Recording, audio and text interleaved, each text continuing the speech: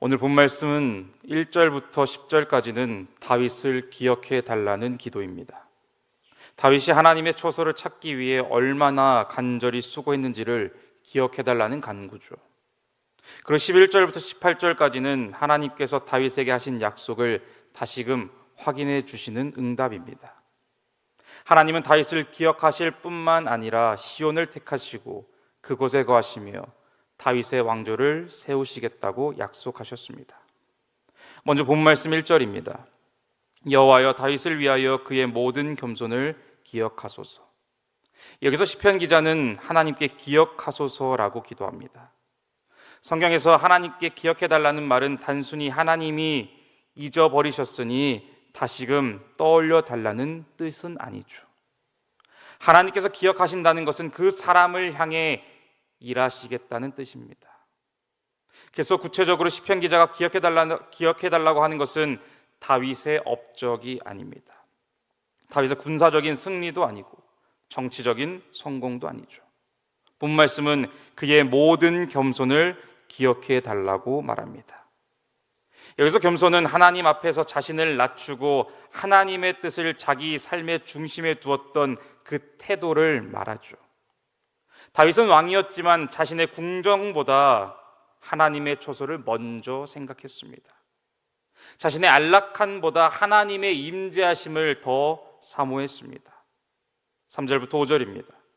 내가 내 장막집에 들어가지 아니하며 내 침상에 오르지 아니하고 내 눈으로 잠들게 하지 아니하며 내 눈꺼풀로 졸게 하지 아니하기를 여호와의 초소 곧 야곱의 전능자의 성막을 발견하기까지 하리라 하였나이다. 이것이 바로 신앙의 본질입니다. 신앙은 하나님을 내 삶의 주변부로 모시는 것이 아닙니다. 하나님을 내가 필요할 때만 찾는 분으로 여기는 것도 아니죠. 신앙은 하나님이 내 삶의 중심이 되시도록 나의 마음의 자리를 내어드리는 것입니다. 다윗은 자기의 집보다 하나님의 집을 먼저 생각했습니다. 자기의 안식보다 하나님의 임재하심을 먼저 사모했죠. 오늘 새벽에 우리가 다시금 회복해야 할 마음이 바로 이것입니다. 주님, 내 삶의 중심에 다시금 주님을 모시기를 원합니다. 주님, 내 계획보다 내 생각보다 내 뜻보다 주님의 뜻이 먼저이게 하소서. 이제 6절부터 9절은 다윗이 하나님의 궤를 찾아 예루살렘으로 모셔오는 장면을 떠올리게 합니다. 하나님의 궤는 하나님의 임재하심과 통치를 상징하죠. 이스라엘 백성에게 언약궤는 단순한 종교적인 어떤 물건이 아니었습니다. 하나님께서 자기 백성 가운데 함께 하신다는 표징이었습니다. 7절입니다. 우리가 그의 계신 곳으로 들어가서 그의 발등상 앞에서 엎드려 예배하리로다. 하나님의 임재하심 가운데에 그 임재 앞에서 인간인 우리가 취해야 될 가장 바른 자세는 예배입니다. 하나님이 계신 곳에서 사람은 자신을 결코 높일 수가 없습니다. 하나님이 임재하시는 자리에서 사람은 자기의 의로움을 결코 자랑할 수 없는 것이죠. 하나님 앞에 선 사람은 결국에 엎드릴 수밖에 없습니다. 이제 8절은 이렇게 말합니다. 여호와여 일어나사 주의 권능의 궤와 함께 평안한 곳으로 들어가소서. 이 말씀은 하나님의 임재가 그 백성 가운데 오기를 간구하는 기도입니다. 성도 여러분, 우리가 이 기도의 자리에서 구하는 것이 바로 이것입니다. 문제 해결만을 구하는 것이 아닙니다. 물론 문제 해결도 중요하죠.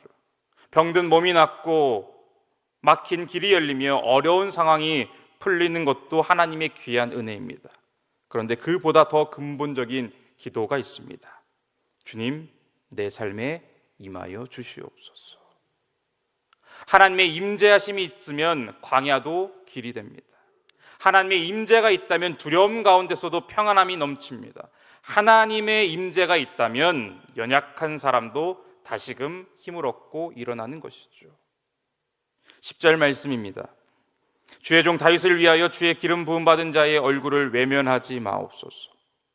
이 구절은 앞부분의 기도를 마무리하는 간구입니다. 여기서 다윗을 위하여라는 표현이 중요합니다. 지금 기도하는 사람은 다윗 자신이 아닐 수도 있습니다. 다윗 이후의 왕일 수도 있죠. 또는 공동체를 대표한 어떤 예배자일 수도 있습니다. 지금 그는 하나님께 말합니다. 하나님, 다윗에게 하신 약속 때문에 오늘 우리를 외면하지 말아 주십시오.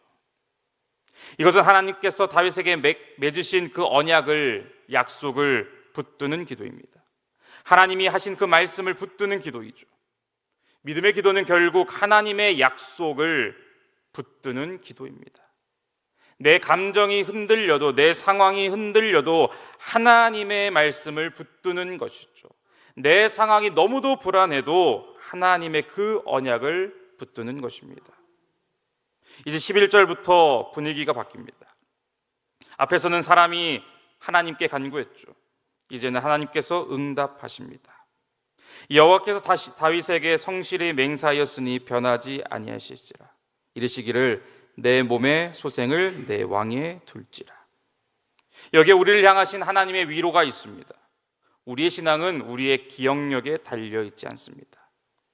우리가 하나님을 얼마나 잘 붙드냐보다 더 중요한 것은 하나님께서 우리를 붙들고 계시다는 사실입니다. 우리는 자주 잃어버리죠.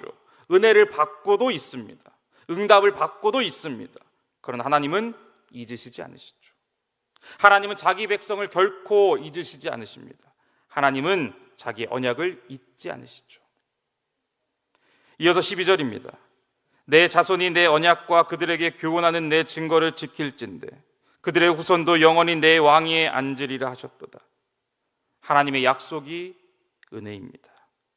그러나 그 은혜는 순종 없는 자세를 말하지 않죠. 하나님은 다윗 왕조를 세우겠다고 약속하셨지만 그 후손들에게 언약과 증거를 지키라고 말씀하셨습니다. 이것이 우리에게도 중요합니다. 하나님의 은혜는 우리를 순종으로 부르십니다. 은혜를 받았기 때문에 마음대로 살아도 되는 것이 아니죠. 은혜를 받았기 때문에 더욱더 하나님의 말씀 가운데 거해야 되는 것입니다. 그렇습니다. 순종은 은혜에 대한 응답입니다. 은혜 받은 사람이 순종합니다. 말씀을 들은 사람이 하나님의 일을 감당하게 되는 것이죠. 이어서 13절과 14절입니다. 여호와께서 시온을 택하시고 자기 거처를 삼고자 하여 이르시기를 이는 내가 영원히 쉴 곳이라 내가 여기 거주할 것은 이를 원하였음이로다. 하나님께서 시온을 택하셨습니다. 하나님께서 그것을 자기 거처로 삼고자 하셨습니다. 하나님은 멀리 계신 분이 아니십니다. 하나님은 자기 백성 가운데 거하시기를 기뻐하시는 분이십니다. 하나님은 단지 하늘 보좌에만 계신 분이 아니라 하나님의 백성들의 예배 가운데 임재하시고 자기 백성들의 삶 가운데 함께 하시기를, 동행하시기를 원하시는 분이십니다. 성도 여러분, 이것이 얼마나 우리에게 큰 은혜입니까? 하나님께서는 우리에게 오라고만 하시는 것이 아니라 하나님께서 우리 가운데 함께 하시겠다고 말씀하십니다. 하나님께서 우리를 먼저 찾아오십니다. 하나님께서 우리의 삶 한복판에 임재하시기를, 동행하시기를 기뻐하십니다. 15절과 16절은 하나님께서 거하시는 곳에 어떤 은혜가 임하는지 보여줍니다. 내가 이 성의 식료품에 풍족히 복을 주고 떡으로 그 빈민을 만족하게 하리로다. 내가 그 제사장들에게 구원을 옷 입히리니 그 성도들은 즐거이 외치리로다. 하나님이 거하시는 곳에는 공급함이 있습니다. 만족이 있죠. 구원함이 있습니다. 찬양도 있습니다. 바로 하나님은 빈민을 떡으로 만족하게 하십니다. 제사장들에게 구원을 옷 입히십니다. 성도들은 즐거이 외칠 수 있죠. 이 말씀은 단순히 물질적인 풍요만을 말하지 않습니다. 하나님의 임재하심이 있는 곳에는 결핍 가운데서도 채우시는 은혜가 있다는 것이죠. 가난한 마음을 만족하게 하시는 하나님의 놀라운 은혜가 있다는 것입니다. 죄와 수치로 덮었던 사람에게 구원으로 옷 입히시는 은혜가 있습니다. 그럼 우리는 다시 하나님의 임재하심을 구해야 됩니다. 하나님이 거하시면, 하나님이 임재하시면 빈 마음이 채워집니다. 하나님이 거하시면 메마른 영혼이 살아납니다.